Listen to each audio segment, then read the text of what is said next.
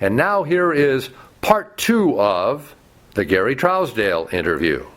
You know, we're gonna like just crash in whoever's in there. We don't care. Pour it over his head. Yeah, we're coming in with we're gonna do the Gatorade dump on Michael Eisner, and his secretary said, "No, stop." We're like, "Did you $100 million?" No. So she just had us like wait. I'm like, what the hell, man? Why? This is important, you know. And like 10 minutes later, like these 3 like really big guys in these really expensive suits come out. And Michael's like, "Thank you very much. Okay, pleasure talking to you." And off they go. All right, what do we got? You know, and these guys evidently were from the Vatican, so. Oh, just that. So he didn't want to be interrupted with the cartoon, Pope and his with minions. the cartoon boys and their, yeah. So we went. What was Jeffrey's reaction? He was happy, and Frank Wells was happy, and I'm sure they were all just they were delighted. all happy. Yeah, I mean it was like a good day for everybody. So, yeah. You were the guys first 100. I think that was the first picture that broke 100 million. I think that First was the animated first picture, animated yeah. film. Yeah. And Wave broke it. You guys almost hit 100.5. Yeah, So. we can't. It's like 148, I think, is where the final. Yeah, it was unbelievable. Yeah.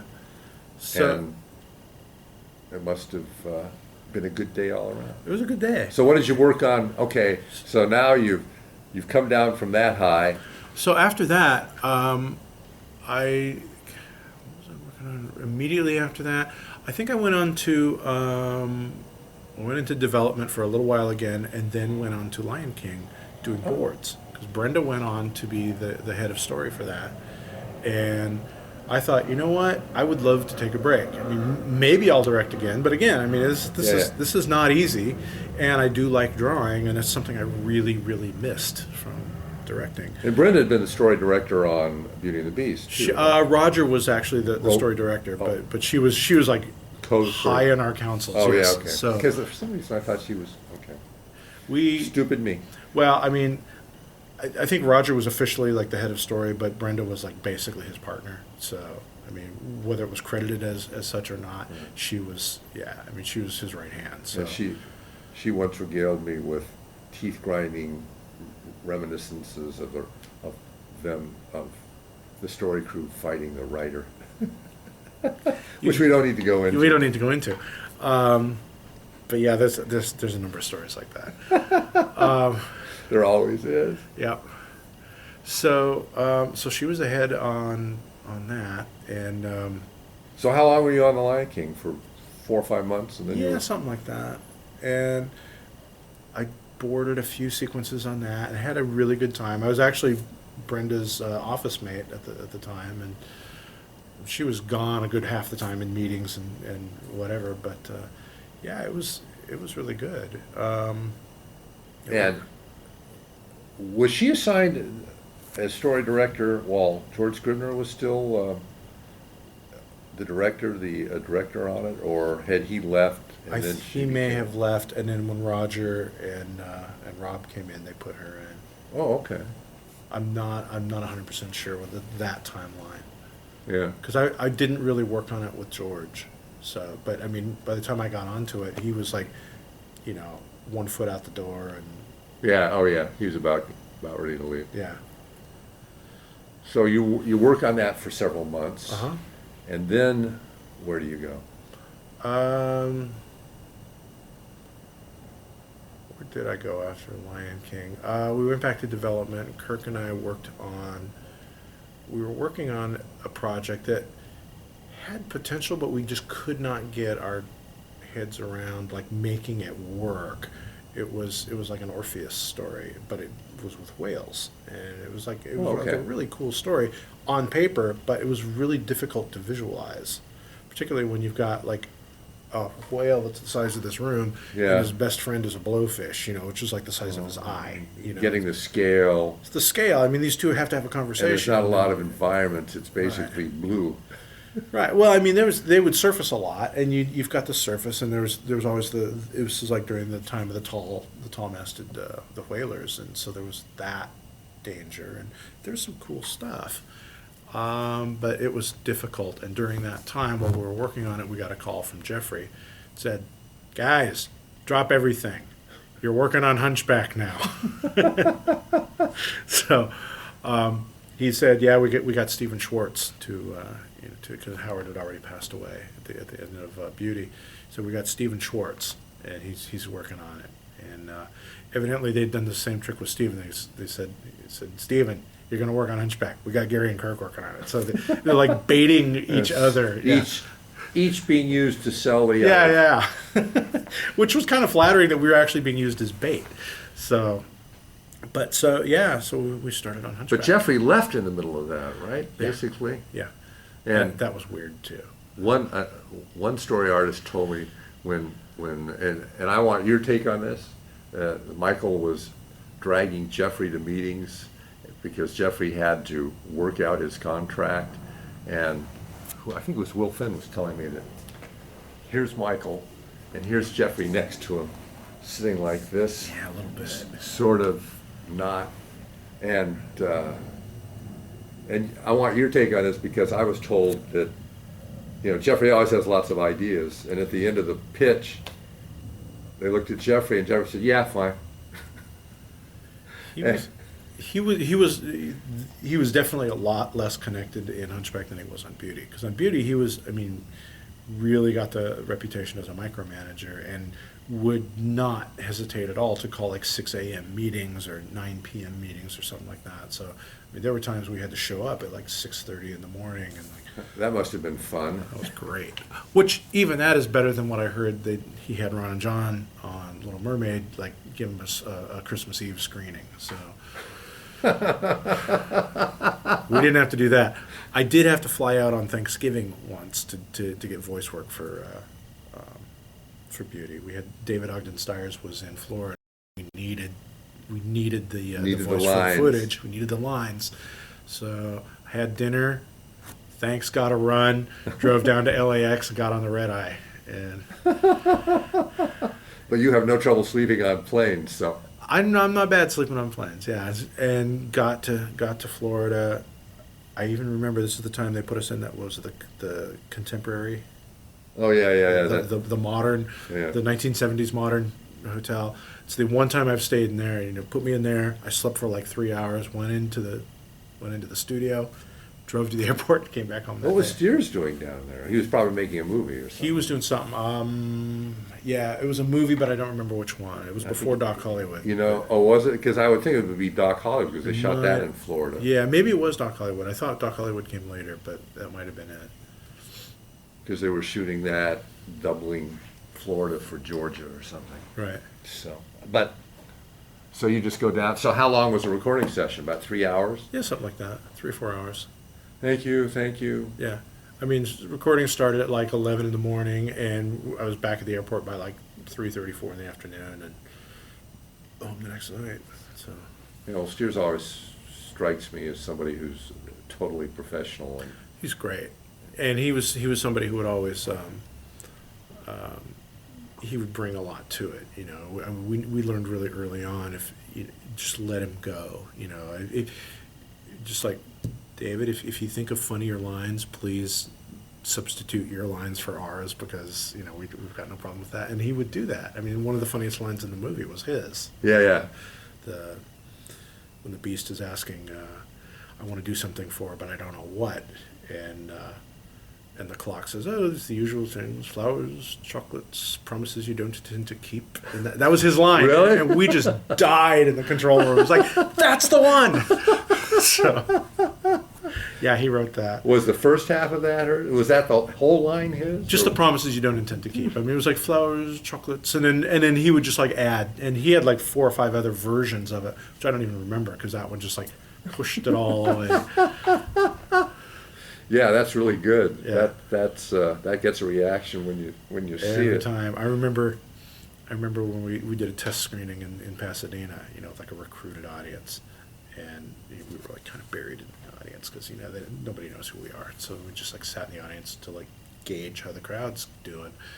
And that line came, and there was a woman on my row, about 15 people down, who just went, "Ha!"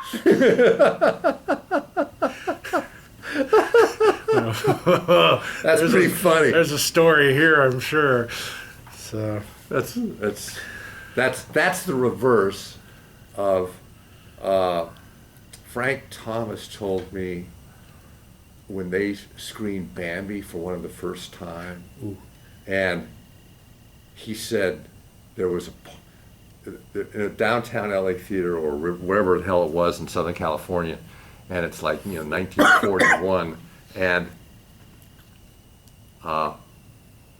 it's a grim scene where Bambi's going off through the snow going, mother, Yeah. mother. And Frank said that some Weisenheimer in the balcony goes, here I am, Bambi, here I am. and Thomas said he looked down the row at Walt, and he's like, I want to murder him. Oh, that's funny. And he told me that in the 70s, and I just thought, right, it never changes. That's funny. But- Smartass. Okay, so the whale picture doesn't, Doesn't go, and we get put on Hunchback. and you get put on Hunchback, Yeah. and then how did that go? Because some of the story guys said, it went really smoothly. It actually went better. I mean, we had like an extra year that we didn't have on Beauty, so that was a little more relaxed that way. We had rather than like a vague concept, Beauty and the Beast there's like so many different versions of it that from all the different versions from going back from like Roman times and Greek mythology all the Oh, yeah, way yeah. to the classic Jean Cocteau version and everything else. Hunchback of Notre Dame was Victor Hugo, here's the book. I mean, there was like 6 or 7 different movie versions. Charles of it. Laughton and Lon Chaney. And Yeah. That's pretty much it. Anthony Quinn. I mean, all these different versions, and we watched them all.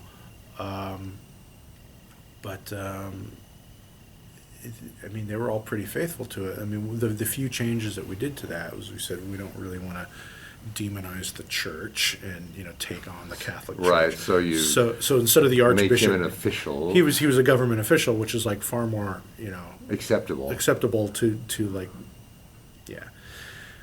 And actually went so far as to make the representative of the church someone good, and we got our I thought the picture worked really well. I mean, I know a lot of people who love it, think it's one of the best musicals.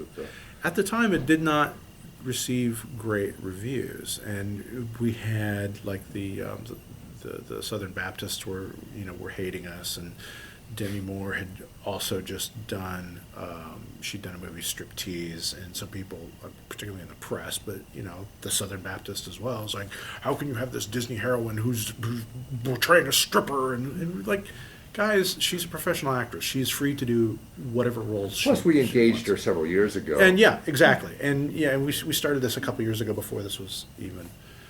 So it didn't Yeah. matter. So we were boycotted by the Southern Baptists, and Well, they were and boycotting Disney World. They were boycotting everything. Yeah, they just hated Fell everything. apart later, thank God. Yeah, but so yeah, but it didn't have as much, as much popular support as Beauty did. Right. And partly because of that, partly because people thought it was too serious and too dark. This is a Disney feature, And yet it's a lot lighter than the novel. oh, absolutely. The novel, everybody dies. Yeah. And this one we had there was kill the villain. You always kill the villain. You have to kill the villain. Got to. Or maim him severely. Do something. Do one of the things. Yeah, I mean, we said it will not work if we just like pants Frollo, and make his Yeah, his yeah. hat catch on fire. It's got to be. He's got to die. He's a horrible, horrible person. Death to the beast. So, yeah, and the marketing department at that time thought, well, we'll maybe fool people into thinking that it's a lighthearted, happy Disney. We'll play up the romp. gargoyles. They'll play up the gargoyles and they'll play up the Feast of Fools, and so all the marketing at that time was it's a celebration. It's a festival, and you go to Disneyland, and they were throwing Oh, confetti yeah, around, oh, and yeah, had the But gypsy parade. And you used a lot of CGI. I think you used a lot of CGI in that. You had, the crowds. Yeah, which was basically the same. we used as a foundation for the crowds what they had used at the Wildebeest in Lion King. It was like, well, they can do that. We can do something similar. We just had to do more work to get them to do something different than all running. A herd of They're not all wildebeest or running cattle towards it. all running and just like, doing herd behavior so they don't crash into each other is one thing. Yeah. Having them all like wave and dance and yell and do like 8 or 10 different actions and not make it look like, hey, that guy's doing the same thing as that guy is doing the same as that guy. That's where it got tricky. So you had to space them out. Space them out and stagger the timing and make them, okay, that's like a short fat man, that's a tall thin woman. They're doing the same thing, so it's not as apparent because they're so different. Yeah, yeah. Plus, you don't hold on it forever. So. Right.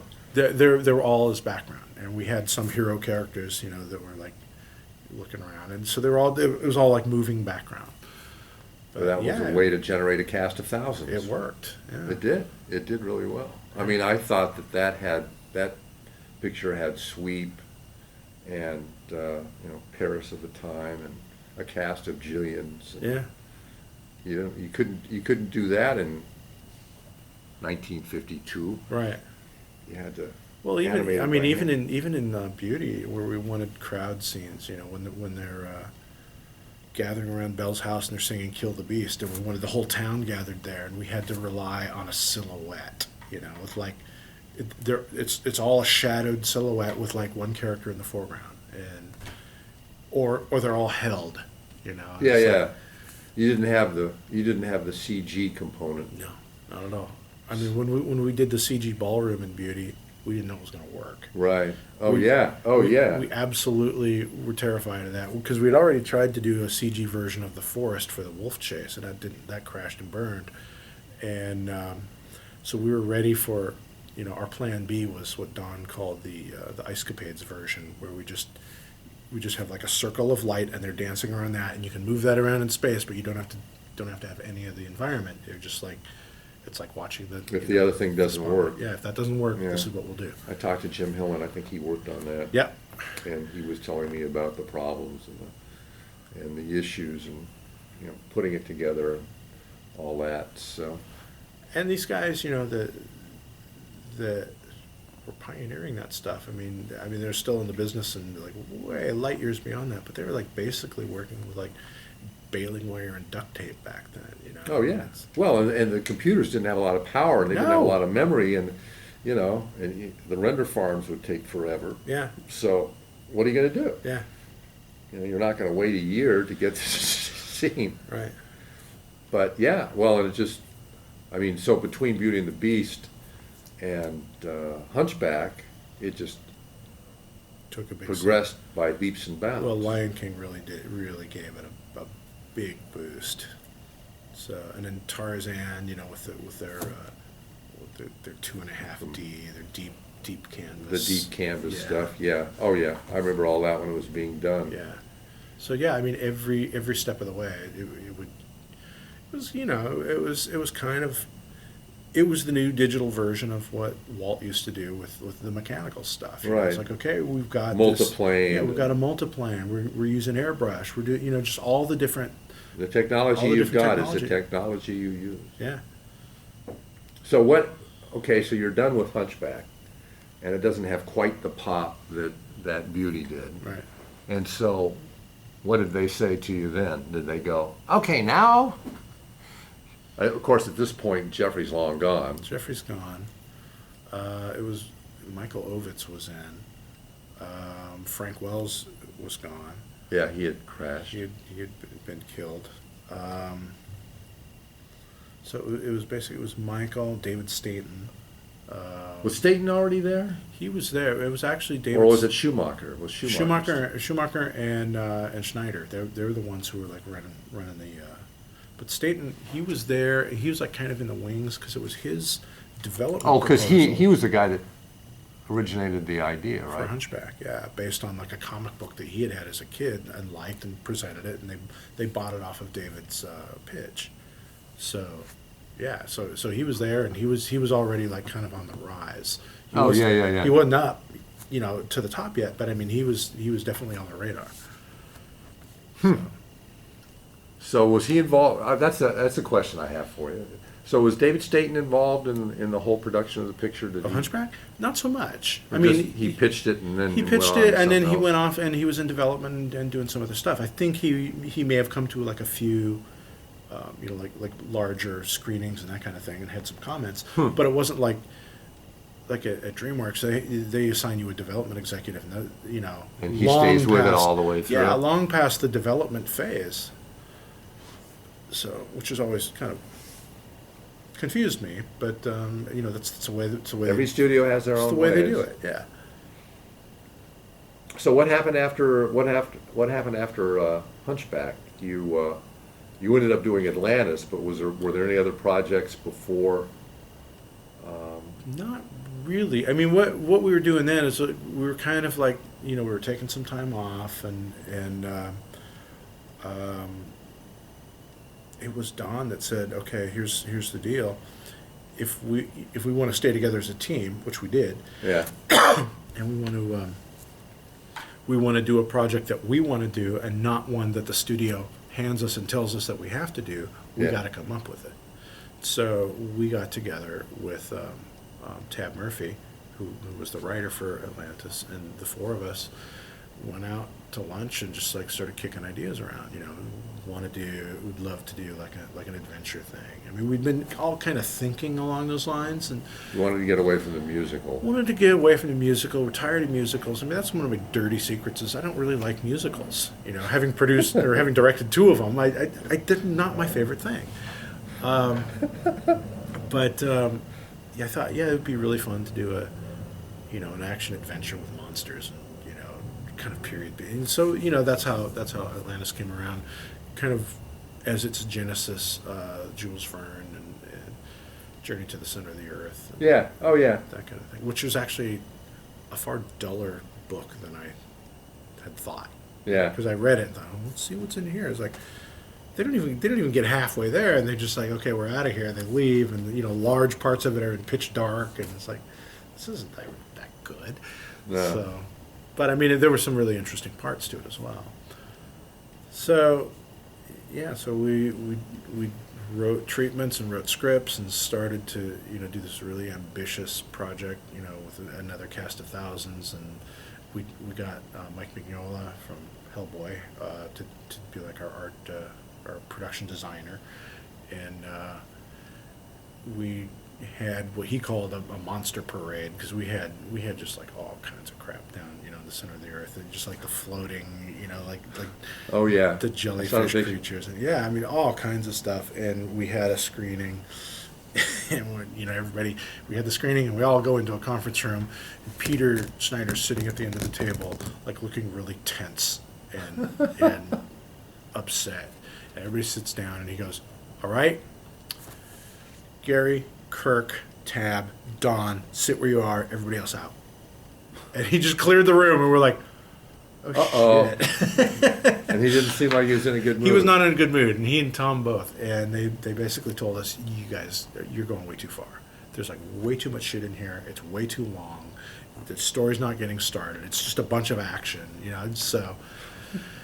So the retooling began. So the retooling began, yeah. Oh, God. Throw out Act 2 and 3, and it just, So. Did you have any? You didn't have any screaming fights over that, or you just? No, not really. And even at Hunchback, it was not that bad, because on Beauty, we had weekly meetings with Peter that we hated going to. I mean, Kirk called them weekly beatings, and because What were his main issues, or did they change? you're going too weekly? slow. Yeah, I mean, it was all production stuff. You're going too slow. These Getting a sequences picture out. to get to make the quota. You're not meeting Oh, quota. okay, but he wasn't saying the pace of the picture was too slow. No, you don't have enough footage in this week. I don't like this scene. This song is not working. This joke is not working. Whatever it was, just whatever it was, and he would just like hammer us. It was the bitch of the week. Yeah, and so when Hunchback came around, I was like, oh God, we got these things again. And he was much better, and to the point that at the end of it, when we had our final meeting, and Tom said, all right, that's it. That's our last of these meetings, because we're wrapping up in like a couple of weeks. And Kirk and I said, Peter, Wow. we got to say, we've been anticipating a screaming fit this whole time based on, our history on beauty. And this was like way better. I mean, we really appreciate that you were like treating us like adults and et cetera, et cetera, et cetera. But, yeah, so he was a lot better. And he reverted to the old form? Well, I mean, he probably felt it was, it was needed, to make the point, because it wasn't something that he did regularly, but it was this instance. It's like, So okay. he didn't have weekly meetings by the time you No, got there? no. Oh, he might have, but he didn't. I mean, this was just like it was like a post screening, like a big meeting. We're gonna have a big brainstorm session, and everybody out, and just like laid it out for us. You're the riot act. Yeah. So That's yeah, so lovely. we retooled, and again we had another year on top of this one. So Yeah. it And was then, so you come to the end of this picture.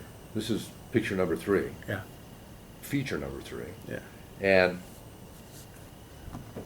did you go to DreamWorks soon thereafter, or did you stick around and develop other I stuff? was developing some other stuff, and by this time the studio was in. Yeah, I The mean death Shrek. spiral. Shrek had come out, and digital animation had like reared its head, and at that time, it seemed like Disney, led by Michael Eisner, had decided to become followers rather than innovators. Right. And yeah, and I kind of put the credit on Shrek for the demise of Disney, because that's what made the Disney high command say, well, this is what we want to do. We don't want to lead the way in something else. We don't want to do what we do best. We want to do this. Yeah, yeah. And from that point on, they became followers, and so they did Dinosaur, and fortunately for Pixar, they knew how to do it better, and they knew that story and character, not just technique, which is something that was kind of lost on the Disney guys. But anyway, yeah. So Disney, you went over to DreamWorks in 2001? 2003. 2003? Yeah. Oh, that's right, you told me. Yes. 2003. So I developed for a while. I worked on Romeo and Juliet, which came out. Kelly Asbury directed a year ago, I guess. Yeah, yeah.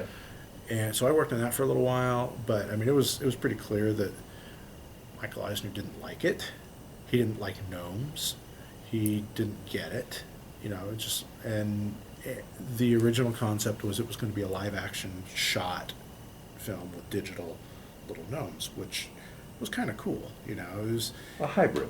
a hybrid. Were there going to be any live action feet walking? Oh yeah, there would be live action characters and people, and when they would walk through, these things would hold still, and as That soon would've as, been as soon as the feet walk by, they can move. Yeah, it would have been really cool. Didn't want to do that. Partly because it was too expensive, partly because it was too difficult, partly because Michael didn't like gnomes, partly because he didn't think they were funny, partly because he didn't like the story. And at that time, animation was going through a huge downsizing, and everybody was not everybody, but like a huge amount. A lot of people were being cut loose. A lot of people, like 60% of the people had been cut loose, and everybody else was getting massive pay cuts. So, yeah, I mean, between 20 and 70% pay cuts.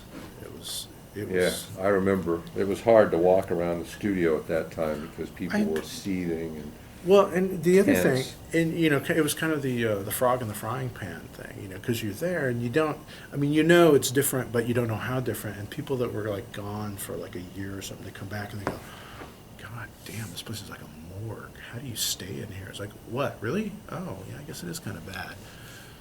Because it really got quite I had a couple of people intense and- stop me and start screaming at me.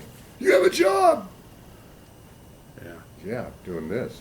It's like, yeah, I know. I'm going to be laid off in 6 months. I mean, there were people. I mean, there were suicides after that. I mean, it was a bad. Oh, time. it was, yeah, it was a bad was, time. it was, you could walk through there and it was like you expected to find bodies lying on the Yeah. floor. It was, It was bad. the Hat Building was not a happy place. No.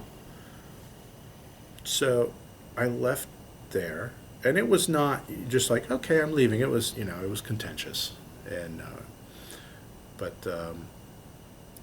I had not been gone 48 hours when I got a call from Jeffrey. He said, Hi. buddy, I hear you're out.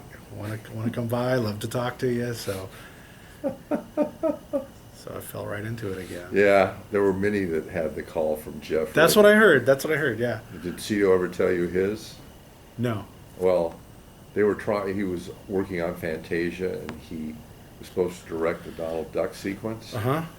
and they couldn't come to an agreement on it. You know, they kept lowballing him on salary at Disney's, and Jeffrey swept in there, and Tom, unbeknownst to Peter, had signed a deal with Jeffrey when his contract was up with, and Tom told me the story. He said Peter didn't know, and they were trying to pressure him into re-signing because he was going to direct this thing, and Tom's trying to stall him off because he's already signed this deal with Jeffrey. And he was flying back. He flew back from Florida, and he said when he landed, Peter had found out that he'd signed with Jeffrey. and Tom has an order to come over to the Hat Building and talk to Peter. And somebody tells Tom that Peter knows. Uh-huh. And Tom called, I love this, Tom called Jeffrey Katzenberg and said, Jeffrey, Peter found out that I'm signed with DreamWorks, and he wants to talk to me right now. And Tom told me that Jeffrey said, oh, well, you know, Tom, you're going to have a really shitty day.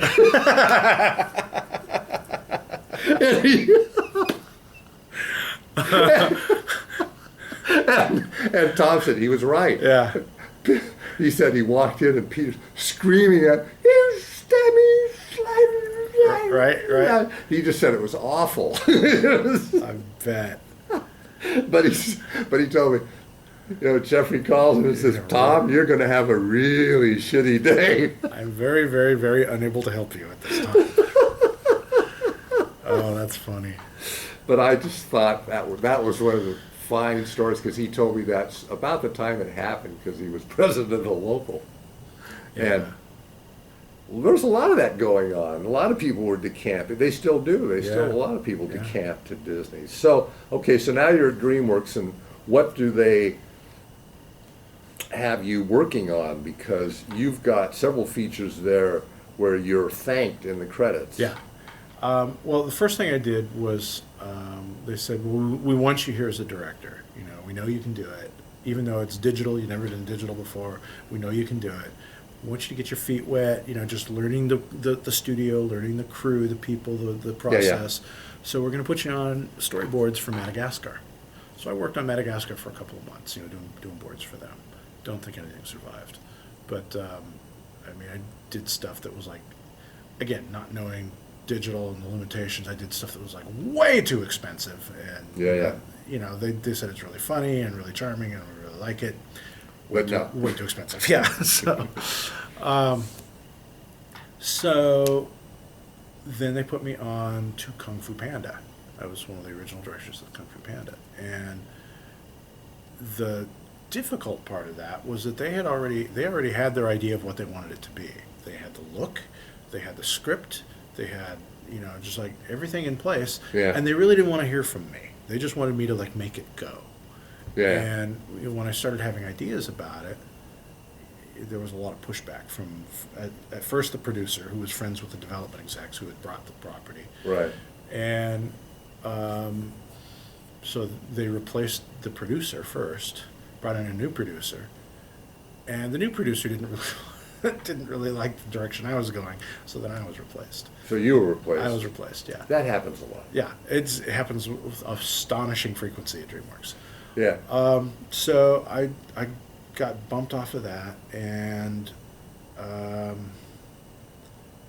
first thing I fell into was I was doing some boards for this little short, you know, with the Madagascar penguins, doing a little Christmas Christmas thing, and the director of that had already signed for like a gig at Sony. He was only there 2 weeks before he left, and they put me in charge of the thing. Mm-hmm.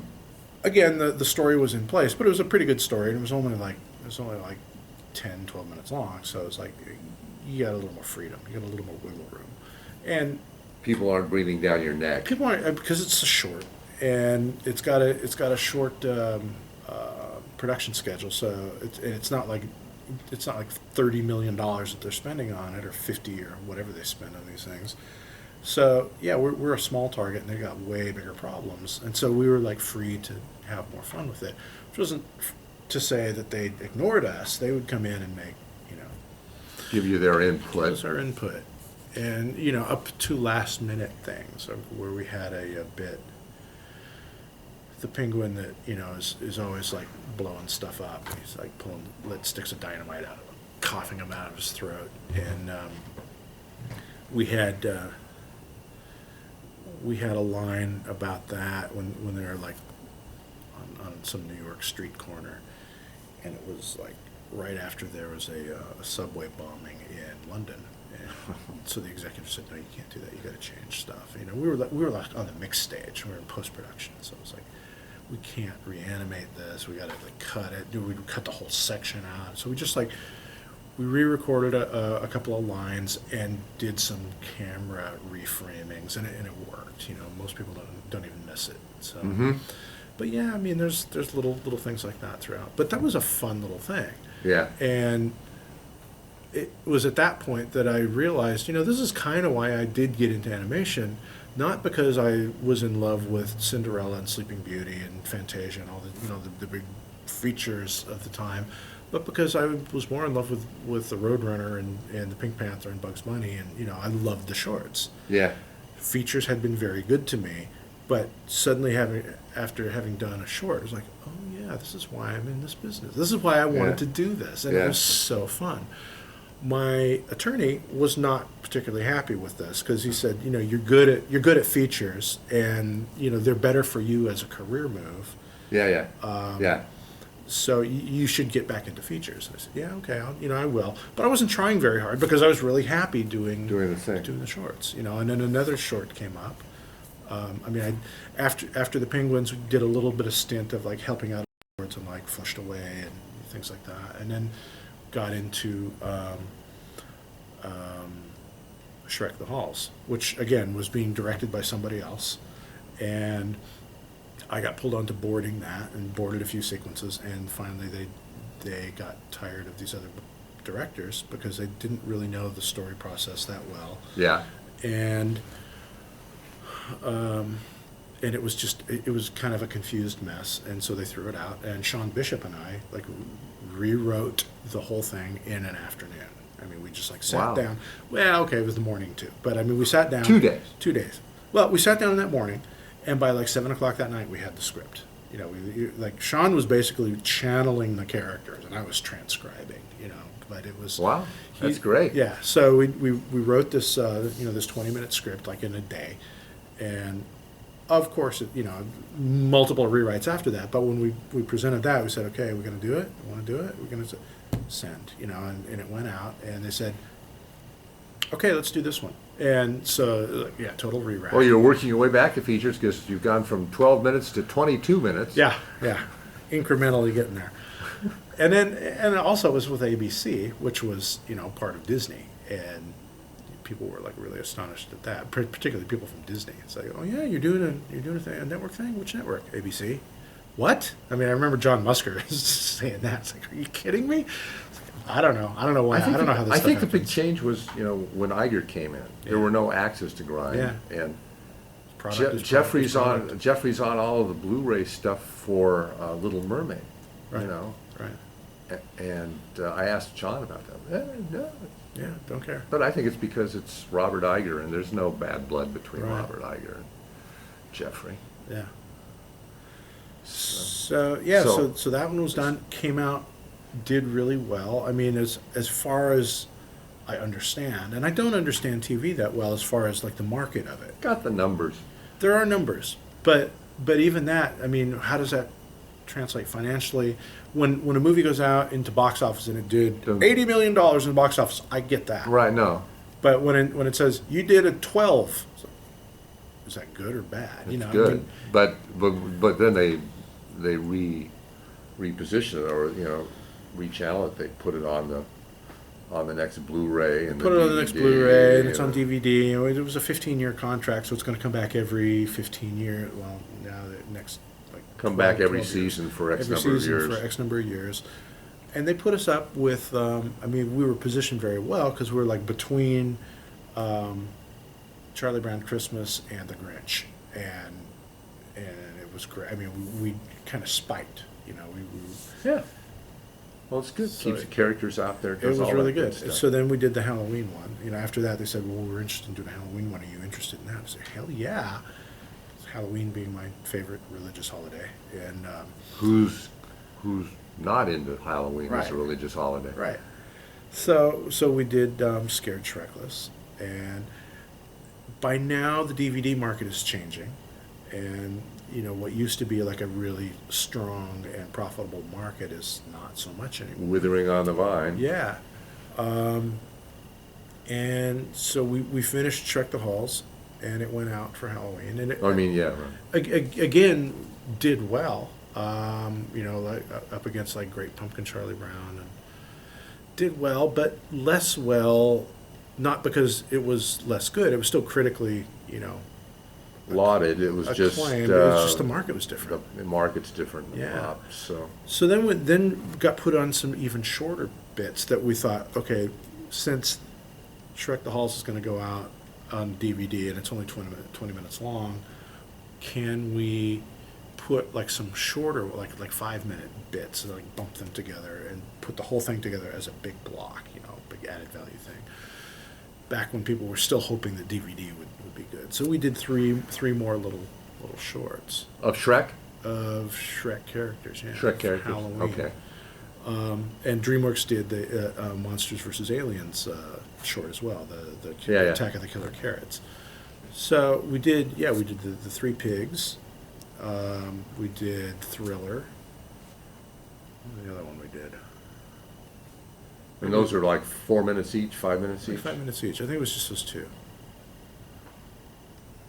Mind is a blank. But yeah, so it was like the Pig Who Cried Werewolf and Thriller Night, which Donkey basically as Michael Jackson. And I mean, it came out okay. We were kind of against that one because we said there's so many other better stories, and we kept getting told, "Well, you have to do Thriller, you have to do Thriller, you have to do Thriller." And finally, we found out the reason that is this is going on DVD. Internationally, Halloween is not that big a deal.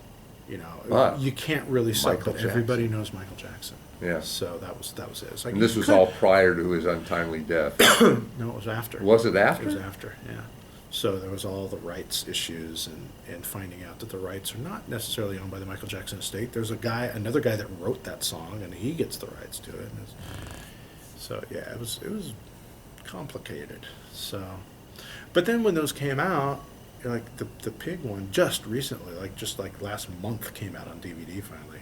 It had been released on some video game platform, and you know, it was out on YouTube. But How long ago did you finish that one? 6 months ago? 8 No, months a ago? year. Because it came out. No, 2 years. It came Oh, out. okay. It came 2 years ago. This Halloween was when it first came. Oh, okay. So So it's like 23 months ago. yeah. Huh, okay. And since then, you're still doing shorts, right? Still doing shorts. I'm doing Rocky and Bullwinkle now, where DreamWorks has bought the rights to Rocky and Bullwinkle and a lot of the Jay Ward stuff. And as they're doing a feature of Sherman and Peabody, they thought, well, you know, we like Rocky and Bullwinkle also. We don't know if people are going to get them as much because it was kind of Cold War humor and, you know, whatever else, you know, reasons they have for people Yeah. not getting it, which I think they will. But they said, well, why don't we just do a short with Rocky and Bullwinkle, put it on the head of Sherman and Peabody when it's released, and we'll see how people react. And if people react well to that, Yeah, we'll maybe do a feature. And that's, I'm going to knock on the table. So you're working your way back to the Rocky and Bullwinkle feature, maybe, And loving it, yeah, if they make it. if they make it. Well, that's pretty interesting. Now, we're going to be wrapping up here, so that we don't go into the midnight hour. Here's my question that I ask everybody, and when I don't ask it, I get email complaints. So,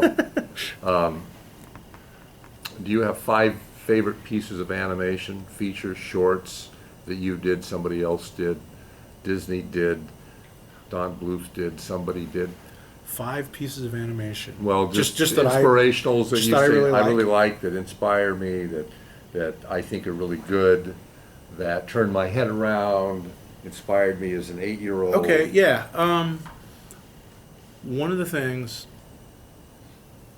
that I would like legitimately classify as life-changing animation was from Terry Gilliam.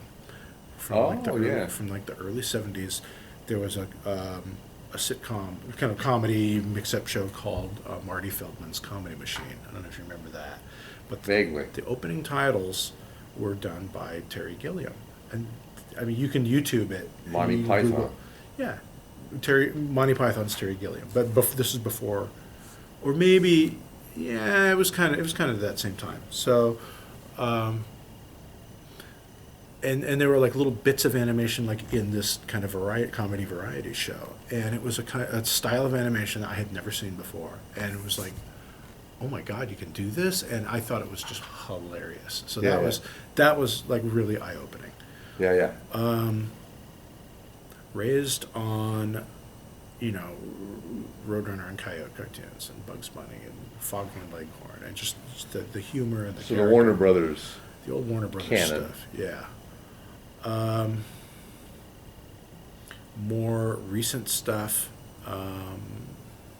Totoro by Miyazaki. It's like, the guy's a master of masters, and it's such a charming and weird film. I mean, it's just something that I love. Yeah. I mean, and I could probably name all the rest of his films. I was like, okay, here's number 3, here's number 4, here's number 5. I'll lump, a lot of his films into 3.5. But Totoro is, I would say, number 1. Just like, can never get that image of them standing at the bus station, waiting for the cat bus to come by, but with a little leaf umbrella. Mm-hmm. Just great stuff.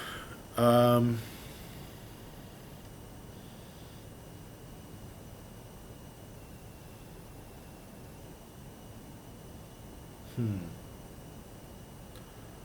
4 and 5. I mean, going back in time again, another favorite animated film, an animated feature, was the Italian one, Allegro non troppo, Oh, yeah. which I thought was just, The Italian Fantasia. yeah, Italian Fantasia, which they totally spoofed and said, no, it's not. I mean, it's completely original, but it was just so delightful to watch. Yeah. I mean, some of it was just like absolutely beautiful, and some of it was just absolutely silly, but it all hung together. It was really fun. And your last one. Last contestant. I know there's something. Wait, let me think. How about one of the ones you worked on from Well- your master list?